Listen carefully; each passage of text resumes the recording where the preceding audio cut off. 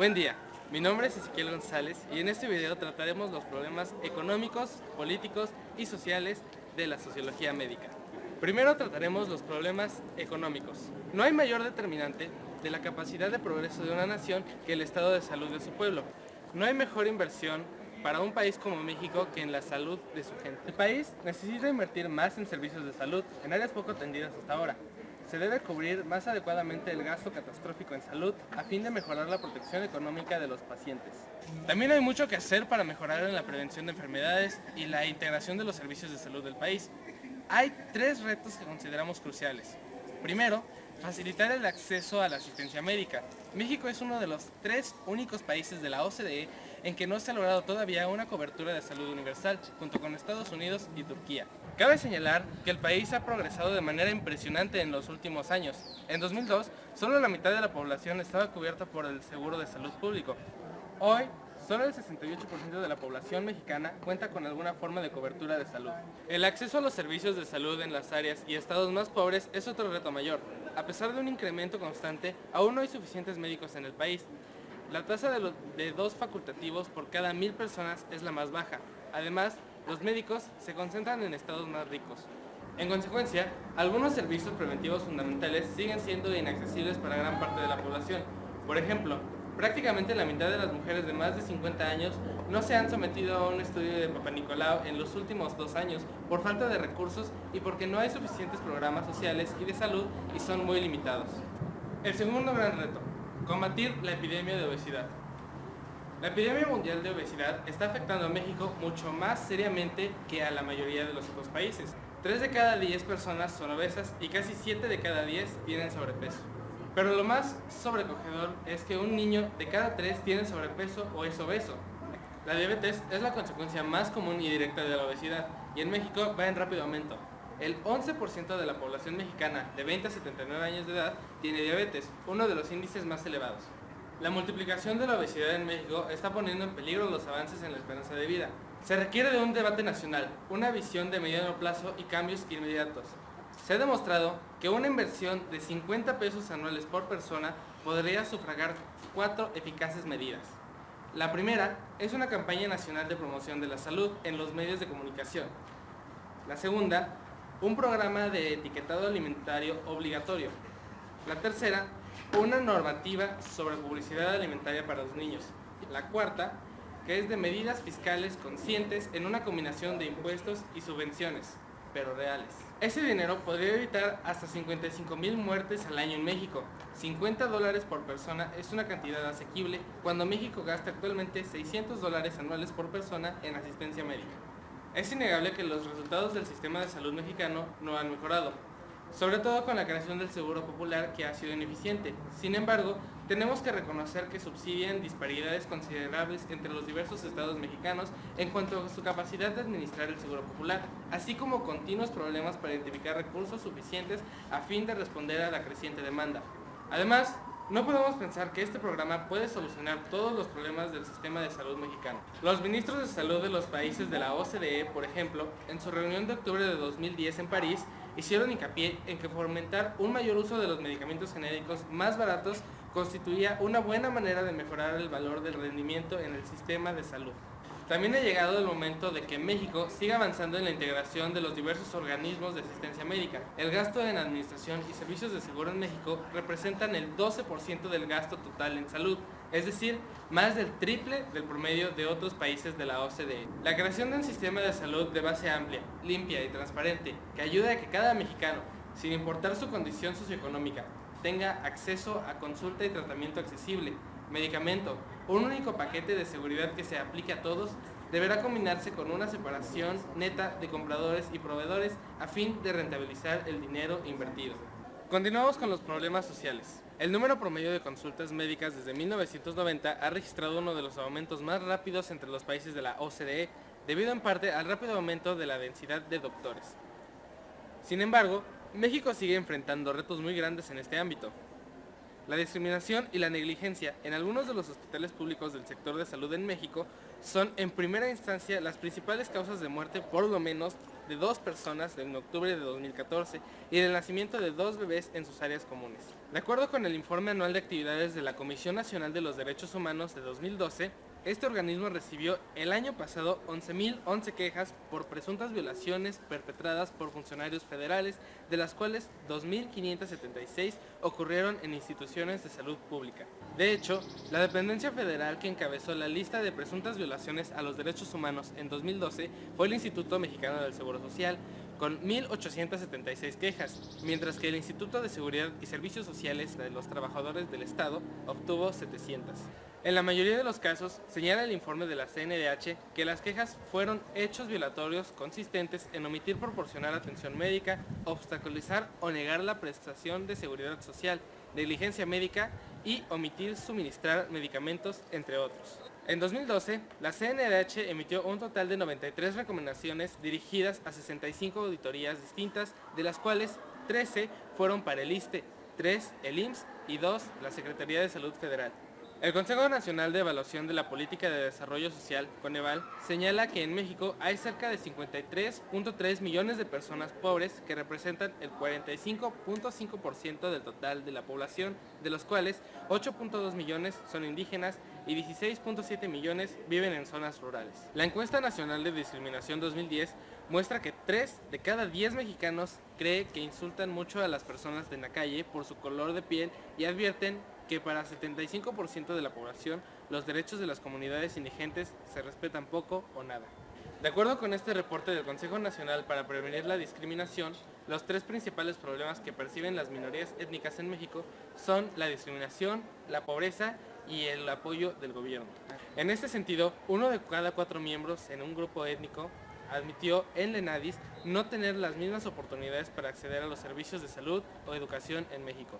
De acuerdo con las cifras preliminares del CONAMED, durante el primer semestre de 2013 se concluyeron 914 quejas relacionadas con la práctica médica en todo el país, de las cuales 716 corresponden al sector público y 198 al privado. El sistema de salud mexicano posee 3 componentes básicos: los servicios privados, la seguridad social y los que, careciendo de capacidad de pago para tener acceso al primero ni relación laboral que le permita ingresar en el segundo, representan la llamada población abierta. Estos últimos reciben los servicios de la SSA y de otras instituciones, sean del sector público o asociaciones civiles. En la medida nacional, el promedio de cobertura es de 3, 66 y 31% en el orden expuesto. Es importante puntualizar que los servicios privados se subdividen en honorarios por servicios y servicios médicos prepagados, y la seguridad social, según el apartado de la ley, es la institución prestadora de servicios. Apartado A, para los trabajadores de empresas privadas, IMSS, y B, para los del sector público, sea federal, estatal o municipal.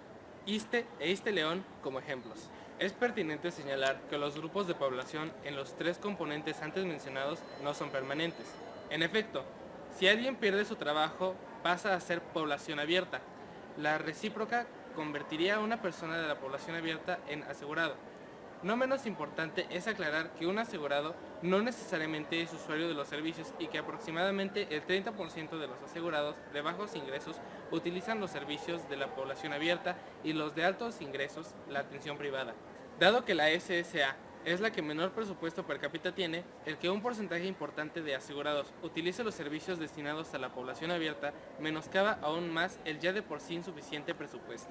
En conclusión, las posibles alternativas para una modificación son privatización, servicio único descentralizado en los estados y la organización de grupos de profesionales para brindar servicios a la población que se registre voluntariamente con el grupo de su preferencia. Revisar cada una de ellas rebasa el propósito de esta intervención. Adelantamos, sin embargo, que la privatización no ha presentado buenos resultados en los países que la han puesto en práctica. Las 2 últimas serían viables si se resolvieran los obstáculos laborales y políticos. Por último, los problemas políticos. México vive una dinámica de envejecimiento acelerado de su población y es obvio que necesita hacer algo. La silenciosa pero rápida transición demográfica le está avisando a las autoridades que si no se desarrollan y ejecutan nuevas políticas públicas en varias esferas de la sociedad, se podría comprometer mucho más de lo que está el financiamiento de la seguridad social del país al mediano y largo plazo. El descenso de las tasas de mortalidad y fecundidad ha alterado los patrones de envejecimiento en cuestión de años. El cambio brusco en la pirámide poblacional mexicana amenaza con pulverizar, si es que todavía no lo está haciendo, las previsiones actuales del gobierno federal, de tal manera que el desmedido crecimiento de la franja que comprende a los adultos mayores supone ser una bomba de tiempo para la economía si no se atienden las alertas. Las proyecciones de la Organización de las Naciones Unidas pintan un escenario preocupante. A partir de 2020, más del 10% de los mexicanos tendrá una edad superior a los 65 años. En la actualidad, casi 7 millones de personas se encuentran en dicho rango. Dentro de 5 años habrá 10 millones y se estima que los viejos serán 23 millones en 2050. Por su parte, la población económicamente activa irá en sentido inverso al crecimiento de los ancianos, como también en proporción se prevén muchos menos nacimientos en las próximas 3 décadas. Este diagnóstico no sería tan dramático si el país estuviera en condiciones de amortiguar semejante contrapeso poblacional. Sin embargo, hoy México observa de reojo cómo este repunte de la vejez se da dentro de un contexto político, económico y social muy especial, con un desarrollo mucho más lento que el cambio demográfico, lo que implica serios inconvenientes para hacer frente a deficiencias como las del sector salud, por ejemplo. Hay que tener en cuenta que cuando la población envejece se pasa básicamente de las enfermedades transmitibles, más controladas, a las crónico-degenerativas, cuyos tratamientos son más caros y requieren de mucha mayor inversión, ya sea de la persona o del propio Estado. En tal sentido, todo este complejo panorama llama a una revisión de los planes y estrategias de gobierno. Para empezar, ajustar las leyes del IMSS y el ISSSTE sería un propósito sensato. Si en la actualidad ambos seguros se desangraran y van camino a la autodestrucción, ¿qué haría el sistema de jubilaciones y pensiones en un futuro más adelante si las reglas no cambian? Estadísticamente, la política está dirigida por personas cuyas profesiones y currículum están mayoritariamente relacionadas con la economía, la banca, la abogacía y muchos otros procedentes del mundo de la empresa privada. Paralelamente, parece que la actividad política es rechazada por el sentir del colectivo sanitario, que ve en el ejercicio de la política una suerte de interés que ni apoya, ni defiende, ni alcanza a comprender. Es bueno que ahora añadamos algunos detalles que ayuden a perfilar la relación entre la medicina y la política social. Por ejemplo, en el Reino Unido se ha publicado un informe que se encabeza con una frase: si los principales demandantes de la salud son sociales, también tienen que ser sociales las soluciones. Este informe ha sido publicado como Informe Estratégico de Desigualdades en Salud de Inglaterra y fue encargo realizado a Michael Marmot por la Secretaría de Estado de Salud para realizar una investigación independiente de propuestas de estrategias basadas en la evidencia y así reducir las desigualdades sociales en Inglaterra a partir de 2010. El punto de partida de la comisión que dirigió el informe es una clara constatación. Las personas con mayor posición socioeconómica en la sociedad tienen mayores oportunidades y más posibilidades de llevar una vida próspera y también de tener una mejor salud. Ambas están conectadas. Los 6 objetivos en políticas sanitarias que se marcan en el texto final del informe están claramente relacionados con informes anteriores de la Comisión de Determinantes Sociales de la Salud de la OMS. 1. Garantizar un buen comienzo en la vida. 2. Facilitar a niños, jóvenes y adultos a mejorar sus capacidades y que puedan tener un control sobre sus vidas. 3. Más y mejor empleo. 4. Garantizar una calidad saludable de vida. 5. Desarrollar entornos y comunidades saludables. 6. Reforzar el impacto de la promoción de la salud.